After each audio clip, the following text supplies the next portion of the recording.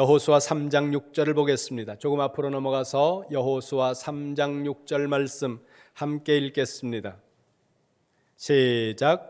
여호수아가 또 제사장들에게 말하여 이르되 언약궤를 메고 백성에 앞서 건너라 하매 곧 언약궤를 메고 백성에 앞서 나아가니라. 아멘. 모세의 뒤를 이어서 이스라엘 백성들을 인도하고 있는 지도자 여호수아가 제사장들에게 말했습니다. 뭐라고 말했습니까? 거기 보세요. 언약궤를 메고 백성에 앞서 강을 건너라. 밑으로 조금 내려가서 15절 말씀을 보시기 바랍니다. 여호수아 3장 15절 말씀 같이 봅니다. 시작. 요단이 곡식 거두는 시기에는 항상 언덕에 넘치더라.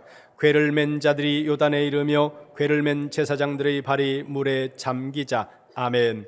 여호수아의 말에 순종해서 제사장들이 하나님의 언약궤를 메고 요단강 강물로 들어섰다는 거예요. 그 밑에 16절 보세요. 16절 시작. 곧 위에서부터 흘러내리던 물이 그쳐서 사르단에 가까운 매우 멀리 있는 아담 성읍 변두리에 일어나 한 곳에 쌓이고 아라바의 바다 여매로 향하여 흘러가는 물은 온전히 끊어짐에 백성이 여리고 앞으로 바로 건널세. 아멘. 제사장들의 발이 요단강에 잠기자 범람하면서 흘러넘치던 요단강 물이 끊어지고 백성들은 마른 땅으로 강을 건넜습니다. 오늘 본문 5장 1절로 갑니다. 여호수아 5장 1절 말씀 함께 봅니다. 시작. 요단 서쪽의 아모리 사람의 모든 왕들과 해변의 가나안 사람의 모든 왕들이 여호와께서 요단물을 이스라엘 자손들 앞에서 말리시고 우리를 건너게 하셨음을 듣고 마음이 녹았고 이스라엘 자손들 때문에 정신을 잃었더라. 아멘. 이스라엘 백성들이 요단강 동편으로부터 요단강 서편으로 요단강을 건너 가나안 땅에 들어왔다는 말을 듣고 가나안 땅에 살고 있던 수많은 이민족들이 마음이 녹았고 정신을 잃었다고 말씀합니다. 1절 눈으로 다시 보시기 바랍니다. 요단 서쪽의 아모리 사람들의 왕, 아모리 족속은 요단 동쪽에도 있고 요단 서쪽에도 있습니다. 여기 1절에 나오는 아모리 왕은 요단 서쪽에 있는 아모리 왕이었다는 거죠. 그리고 그 다음에 보세요. 가나안 사람들의 모든 왕들이, 그리고 그 뒤를 보세요. 중요한 세 개의 단어가 나옵니다. 읽을 테니까 찾아보세요. 듣고 녹았고 잃었다는 거예요. 그러면 그들은 무엇을 들었습니까? 하나님이 요단강을 말리셨고 하나님께서 이스라엘 백성들을 마른 땅같이 만들어서 요단강을 건너게 하셨다는 이야기를 들었다는 거예요. 그러니까 이 가나안 땅에 살고 있던 이민족들이 들은 것은 하나님에 대한 소식을 들었다는 거예요. 물론 이스라엘 백성들의 이야기들이 들어갔을 거예요. 여러 가지 환경들에 대한 이야기도 들어갔겠지만 궁극적으로는 하나님에 대한 이야기, 하나님이 어떤 분인지, 하나님이 이스라엘 백성들 가운데 어떤 사건들과 역사들을 일으키셨는지를 그들이 듣고 그리고 그들의 마음이 녹아내리고 그들의 정신이 아득하면서 혼란 가운데 빠졌다는 것입니다. 2절로 갑니다. 5장 2절 같이 봅니다. 시작. 그때에 여호와께서 여호수아에게 이르시되 너는 부싯돌로 칼을 만들어 이스라엘 자손에게 다시 할례를 행하라 하시매. 아멘. 다시 눈으로 보세요. 그때가 언제겠습니까? 이스라엘 백성들이 요단 동편으로부터 요단 서편으로 강을 건너서 가나안 땅에 첫 발을 디디자 가나안 사람들의 왕의 마음과 정신이 녹아내리고 혼미하고 두려움과 혼란 가운데 빠졌을 그때에 하나님께서 여호수아에게 말씀하셨다는 겁니다. 오늘 우리가 주목하려고 하는 부분이 바로 이 부분입니다. 이스라엘 백성들은 지금 막 요단강을 건너 가나안 땅에 첫 발을 디뎠습니다. 그렇게 요단강을 건너자마자 하나님께서 여호수아를 통해서 이스라엘 백성들에게 말씀을 주셨다는 거예요.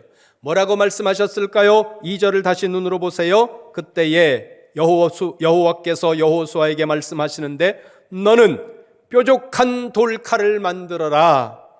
이것이 강을 건넌 이스라엘 백성들에게 그리고 여호수아에게 주신 첫 번째 말씀이었다는 겁니다. 너는 칼을 만들어라. 지금 가나안 땅에 살고 있는 사람들은 백성들로부터 시작해서 왕에 이르기까지 모든 사람들이 두려움에 빠졌습니다. 세상에서 가장 무서운 적은 두려움이에요. 사람이 두려움에 빠지면 고양이가 호랑이로 보이는 법입니다. 사람이 두려움에 빠지면 없는 것도 있는 것처럼 보이고 있는 것도 없는 것처럼 보이지 않는 것이 이 두려움이라는 거예요. 마태복음 14장에 보니까 예수님께서 오병이어의 기적을 일으키신 후에 사람들이 예수님을 왕으로 삼으려고 하자 홀로 산으로 가셔서 기도하시면서, 예수님이 기도하시기 위해 산으로 가실 때 제자들을 향하여 너희는 배를 타고 이 갈릴리를 건너서 저편으로 건너가라 이렇게 말씀하니까 제자들이 예수님의 말씀을 듣고 배를 타고 갈릴리를 건너가던 그 밤에 풍랑이 일어나 그 갈릴리 한가운데서 배가 깨질 위기에 처해 있을 때 그들이 부르짖습니다. 그러면서 두려움에 빠진다는 거예요. 제자들이 두려움에 빠진 것을 알고 주님께서 그 풍랑이는 바다를 건너서 배를 향해서 다가갈 때 제자들이 물 위로 걸어오시는 주님을 보고 뭐라고 소리를 치는가 하면 귀신이다. 두려움에 빠지니까 주님을 귀신으로 보고 있다는 거예요. 두려움은 우리 안에 큰 적이에요. 바깥에 있는 적도 무섭지만 우리 안에 찾아오는 두려움, 그것이 무엇을 통해서 무엇 때문에 우리 안에 오든지 두려움에 빠지면 우리는 오합지졸이 되어버린다는 거죠. 그러면 생각해 보세요. 지금 가나안 땅을 정복해야 하는 이스라엘 백성들의 입장에서 생각해 보세요. 큰 두려움에 빠져 있는 저 가나안 땅 사람들을 정복하기에는 지금이 딱 좋은 시기라는 거예요. 두렵기 때문에 마음이 녹아내리고, 두렵기 때문에 정신이 아득해지고, 정신을 잃을 만큼 혼란한 가운데 빠진 이 틈에 저들을 공격하는 것이 가장 좋은 시기인데, 하나님은 칼을 만들라고 말씀하시고 전혀 다른 말씀을 하신다는 거예요. 2절을 다시 눈으로 보세요. 중간을 보세요. 너는 부싯돌로 뾰족한 돌멩이로 칼을 만들어라. 그리고 그 다음에 하는 말씀이 뭐예요? 그 칼로 너의 적을 베는 것이 아니라 너 자신을 베어라. 이렇게 말씀하고 있다는 겁니다. 고대 사회에서 남성들이 할례를 행하는 일은 쉬운 과정이 아니었습니다. 오늘날과 비교해서 현저하게 의료 지식이 미숙하던 상황 속에서 거의 마취도 없이, 그것도 돌칼로 할례 의식을 행한다는 이것은 우리 몸에 엄청난 고통을 주는 일이었다는 거예요.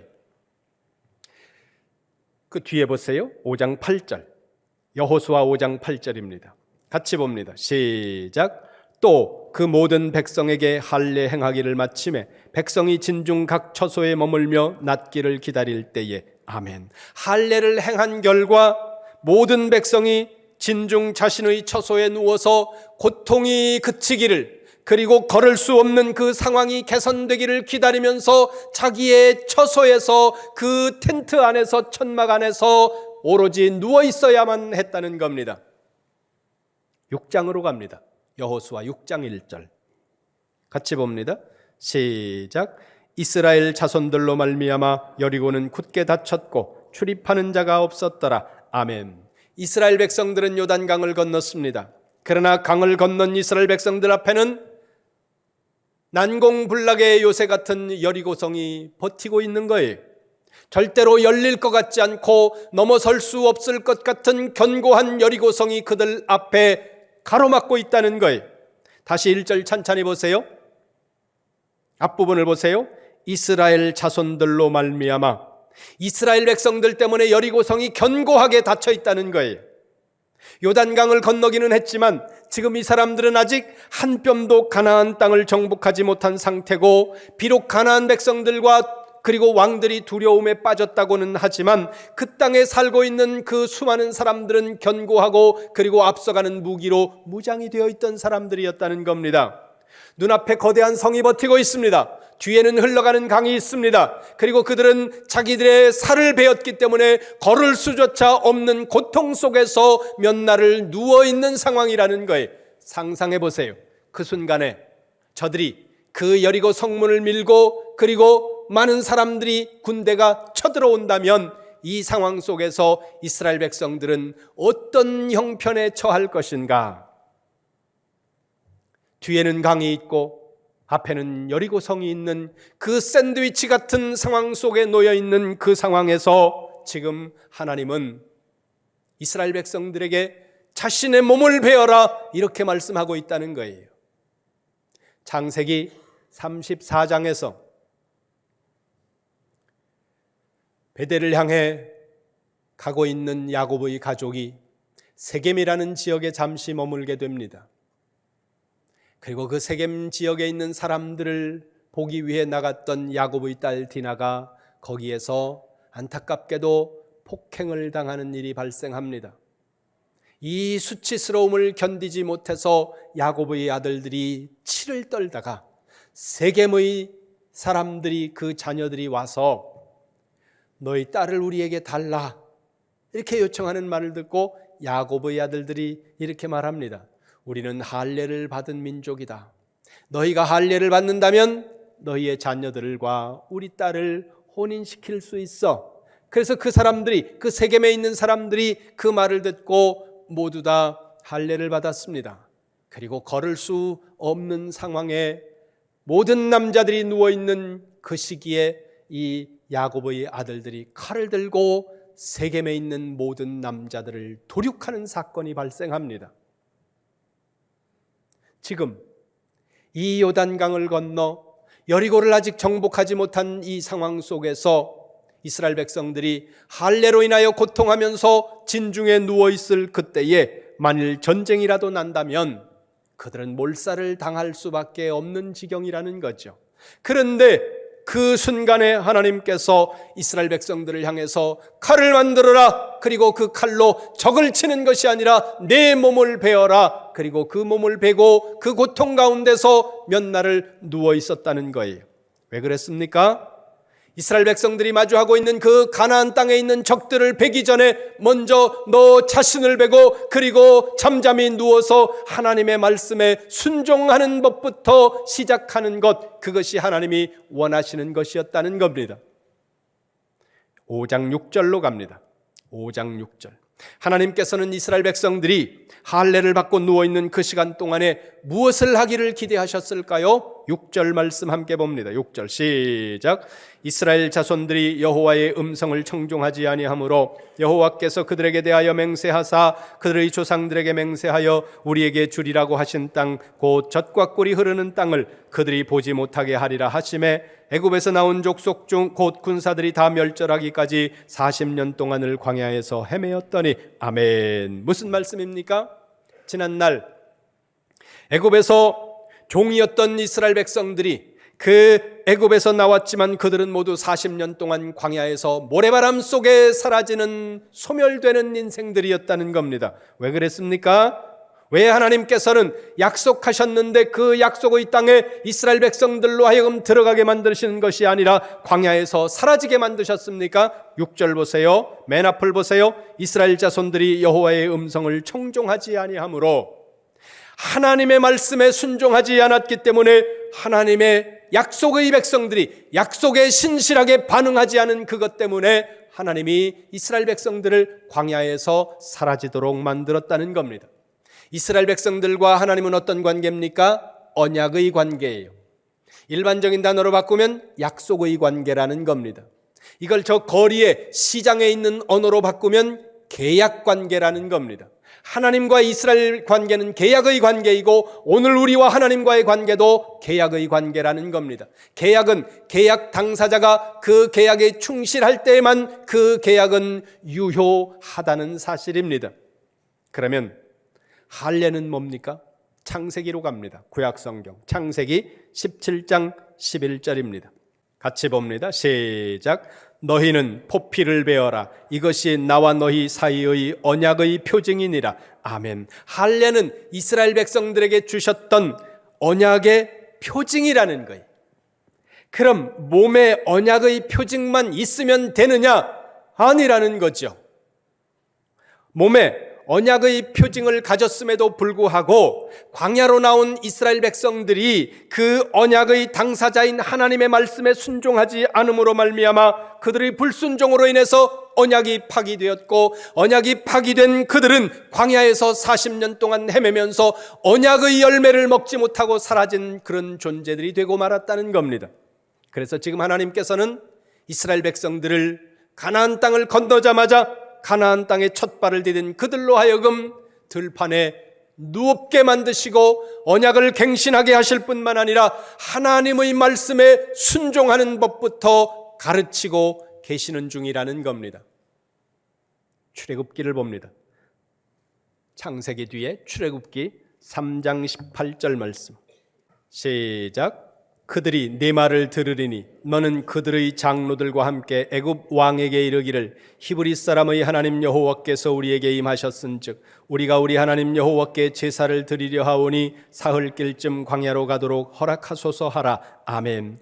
떨기나무에 타는 불꽃 가운데 임재하신 하나님께서 모세를 부르시면서 하시는 말씀입니다. 뭐라고 말씀합니까? 3장 18절 눈으로 보세요. 너는 애굽 왕에게 가서 말해라. 뭐라고 말하느냐? 우리는 우리 하나님께 제사를 드리러 가야 한다. 그러니 우리를 놔라. 우리가 광야로 나가서 우리 하나님께 제사를 드릴 것이다. 하나님은 하나님과 언약을 맺은 이스라엘 백성들로부터 제사를 받기를 원하시고 이스라엘 백성들이 드리는 그 제사를 기뻐하셨다는 겁니다.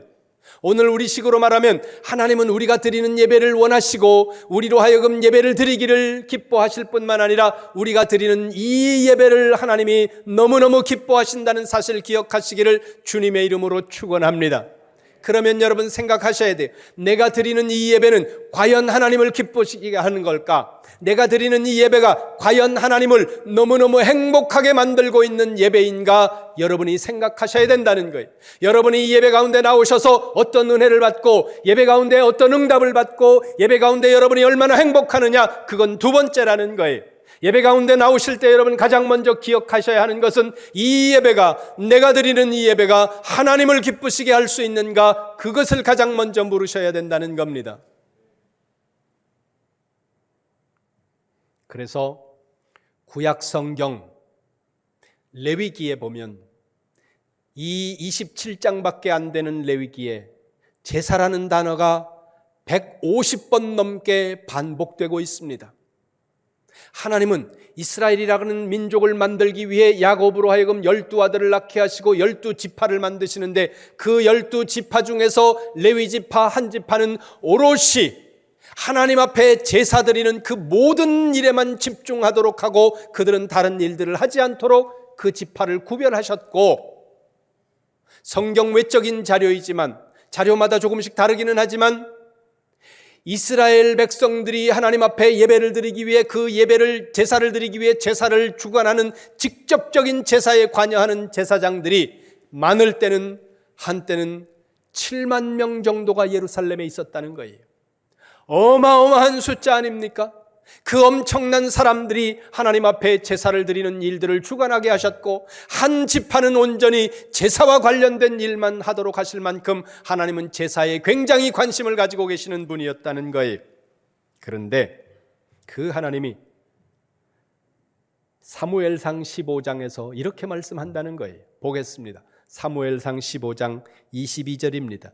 이런 말씀은 우리가 완전히 외워버려야 돼요. 사무엘상 15장 22절 같이 봅니다. 시작. 사무엘이 이르되 여호와께서 번제와 다른 제사를 그의 목소리를 청종하는 것을 좋아하심같이 좋아하시겠나이까? 순종이 제보자보다 낫고 듣는 것이 수양의 기름보다 나으니. 아멘. 그렇게 제사를 기뻐하시는 하나님이에요.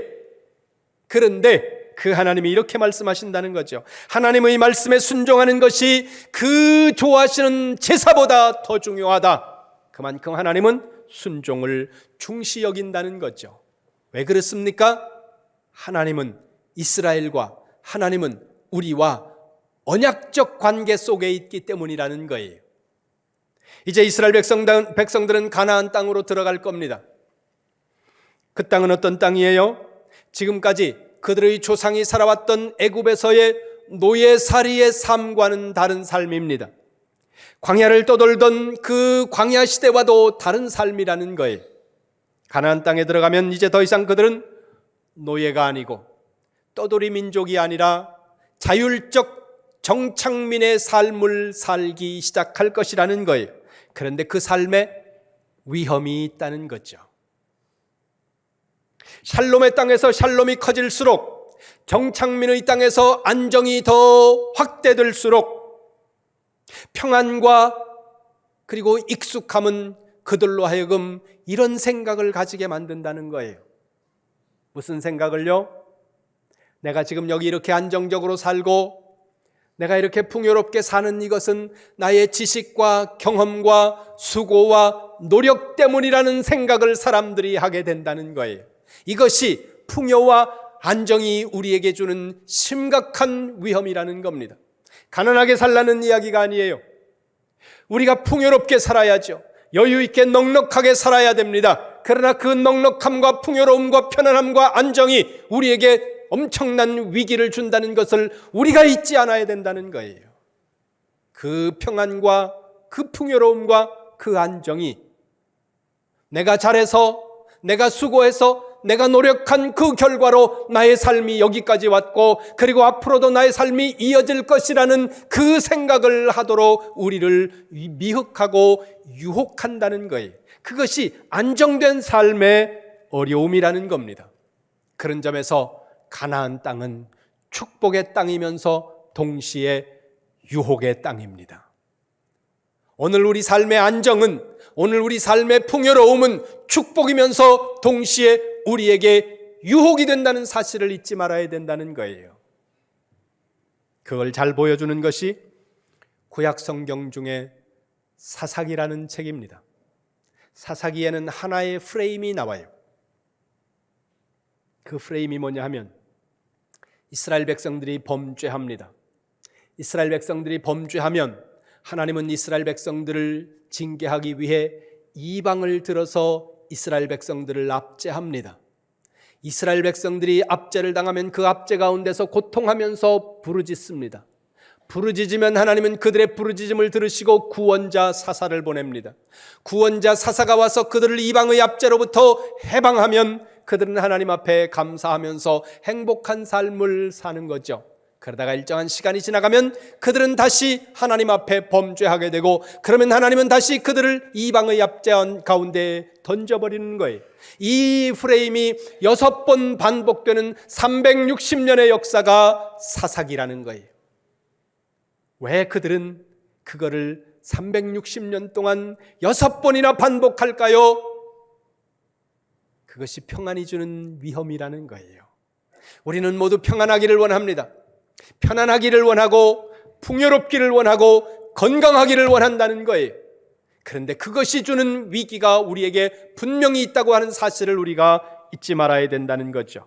그런 까닭에 하나님은 가나안 땅에 첫 발을 내딛는 이스라엘 백성들로 하여금 칼을 만들어서 적을 치기보다 먼저 너 자신의 몸을 베어내고 그리고 그 고통 가운데 누워서 하나님 앞에 순종하는 법을 먼저 배우도록, 하나님 앞에 순종함으로 말미암아 그 언약적 성실성의 은혜 가운데서 우리의 삶이 존재할 수 있고 앞으로도 존재하게 될 것이라고 하는 사실을 그들이 깨닫도록 만드시고 계시는 것이라는 겁니다. 다시 여호수아 5장 10절을 봅니다. 여호수아 5장 10절 말씀 같이 봅니다. 시작. 또 이스라엘 자손들이 길갈에 진쳤고 그달 14일 저녁에는 여리고 평지에서 유월절을 지켰으며 아멘. 하나님께서는 할례를 행한 그들로 하여금 유월절을 지키게 만드셨다는 거예요. 이스라엘 백성들이 가나안 땅에 첫 발을 올리자마자 할례를 행하여 움직일 수 없도록 눕혀놓으시고 그 다음에는 절기를 지키되 유월절 절기를 지키라고 말씀하시는 겁니다. 이 절기는 40년 전 그들의 아버지와 그들의 어머니가 길고 긴 애굽에서의 노예살이에서 벗어나기 전날 밤 애굽 땅에서 처음으로 지켰던 절기입니다. 그런데 왜 이 시점에 하나님은 40년 전 지켰던 그 절기를 다시 꺼내면서 지키라고 하는 걸까요? 그들의 조상이 애굽에서 벗어나기 전날 밤, 애굽의 모든 장자들이 죽어나가던 그날 밤에 이스라엘 백성들을 대신해서 죽은 어린 양의 피를 문 인방과 설주에 바른 이스라엘 백성들은 하나님께서 어린 양의 피만 발랐음에도 불구하고 그들은 죽음을 면하고 새로운 삶과 자유함을 얻도록 만드신 하나님의 은혜와 그 선물을 기억하도록 만들기 위해서 오늘 가나안 땅에 첫 발을 디딘 그들로 하여금 그 절기를 지키라고 말씀하고 계신다는 겁니다. 그들이 얻은 삶은, 그들이 얻은 자유는, 그들이 얻은 새로운 그 축복은 그들의 수고와 노력으로 얻은 것이 아니라 하나님의 불쌍히 여기심으로 말미암아 자기 백성들에게 주시는 은혜의 선물이었다고 하는 사실을 그들이 깨닫도록 만들기 위해서 오늘 이 절기를 지키게 만들고 계시다는 거예요. 가나안 땅에 들어가게 되는 것도, 가나안 땅을 점령하게 되는 것도, 그리고 그 가나안 땅에서 하나님이 주시는 샬롬을 누리면서 살게 될 그 미래의 날들도 모두 하나님의 선물이고, 그 선물은 하나님과의 언약적 성실성 안에서만 누릴 수 있는 하나님의 축복이라는 사실을 그들이 알기를 원하셨다는 거예요. 오늘 우리를 향해서도 동일합니다. 하나님은 우리가 누리게 되는 이 세상에서의 삶뿐만 아니라 우리가 죄와 사망으로부터 구원받은 이 구원, 그리고 앞으로 살아나가게 될 우리의 인생과 그리고 멀리는 하나님의 나라에 들어가게 될 그 축복의 영화로운 그 구원의 완성도 우리의 수고와 우리의 노력으로 이루어지는 것이 아니라 우리를 불쌍히 여기시는 하나님의 은혜의 선물이라는 것, 이것을 기억하시기를 주님의 이름으로 축원합니다. 우리가 아무것도 할 수 없고 아무리 노력해도 되지 않고 그리고 돌파구가 보이지 않는 것 같이 꽉 막힌 것 같이 그렇게 내가 손 놓고 누워만 있어야 하는 상황 가운데 혹 여러분들이 여러분의 삶이 와 있다면 불평과 불만하면서 원망하면서 그 시간들을 보낼 것이 아니라 유월절을 지키던 이스라엘 백성들처럼 예수 그리스도 안에서 성취된 하나님의 은혜의 언약을, 십자가의 은혜의 언약을 다시 한번 돌이키면서 그 언약을 새롭게 하시고 그리고 하나님의 말씀에 순종하는 훈련을 그 자리에서부터 시작하시기를 주님의 이름으로 축원합니다. 돌아보시기 바랍니다. 나는 지금 어디에 와 있는가? 나는 지금 어디쯤 가고 있는가? 우리가 어떤 모습이든 그리고 어디쯤에 와 있든 우리는 예수 그리스도의 보배로운 십자가의 대속의 보혈로 말미암아 맺은 새 언약 백성이라는 사실을 여러분들이 확실히 기억하면서 말씀에 대한 순종을 통해 여러분의 언약적 성실성을 증거하는 신실한 성도로서의 삶을 살아가는 우리 이룸교회 모든 성도들이 되시기를 주님의 이름으로 축원합니다.